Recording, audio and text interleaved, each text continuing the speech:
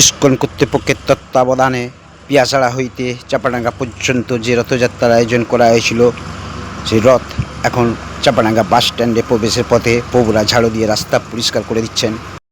পিয়াছাড়া থেকে চাপাডাঙ্গা পর্যন্ত ইসকন কর্তৃপক্ষের তত্ত্বাবধানে যে রথযাত্রার আয়োজন হয়েছিল, তা এইমাত্র চাপাডাঙ্গা বাস স্ট্যান্ডে অস্থায়ী মাসির বাড়ি এসে উপস্থিত হয়েছে জগন্নাথ দেব। দেখতে পাচ্ছি